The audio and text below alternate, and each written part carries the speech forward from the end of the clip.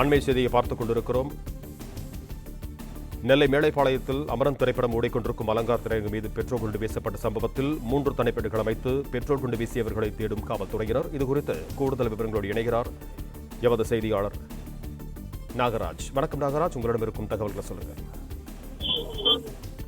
நெல்லையில் தியேட்டர் மீது, அதாவது அமரன் திரைப்படம் வெளியாகி ஓடிக்கொண்டிருந்த தியேட்டர் மீது, தியேட்டர் வளாகத்தில் அதிகாலையில் இன்று நடந்த இந்த வெடிகுண்டு வீசி சம்பவம், அதாவது பெட்ரோல் வெடிகுண்டை வீசியிருக்கிறார்கள். இந்த சம்பவம் மிகப்பெரிய ஒரு அதிர்வலைகளை மாநகரம் முழுவதும் மாவட்டத்தில் ஏற்படுத்தியிருக்கிறது. அது மட்டும் இல்லாது, ஏற்கனவே தமிழகத்தில் அமரன் திரைப்படம் ஓடக்கூடிய தியேட்டர்களில் இது சம்பந்தமாக பாதுகாப்பு செய்ய வேண்டும் என்று ஒரு கோரிக்கை எழுந்திருந்த நிலையில் இன்று இந்த சம்பவம், எதிர்பாராத இந்த சம்பவம் மிகப்பெரிய ஒரு அச்சத்தை ஏற்படுத்தியிருக்கிறது.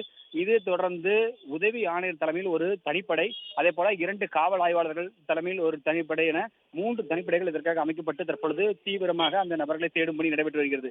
மற்றொரு பக்கம் காவல்துறை மற்ற உட்பிரிவுகள், நுண்ணுரிவு பிரிவு தாண்டி மற்ற உட்பிரிவுகளும் இந்த தேடுதல் வேட்டையில் அவர்கள் தீவிரமாக களமிறங்கிறார்கள். அதாவது நெல்லை மாநகருக்கு மாவட்டத்தில் தீவிரவாத தடுப்பு பிரிவு அதிகாரிகளும், அதாவது அந்த காவல்துறை அந்த பிரிவிலும் இந்த பணியில் மேற்கொண்டிருக்கிறார்கள். எனவே மிகவும் உன்னிப்பாக தீவிரமாக இந்த விஷயத்தை கையாண்டு வருகிறார்கள் காவல்துறையினர், காவல்துறை உயர் அதிகாரிகள் தெரிவித்திருக்கிறார்கள்.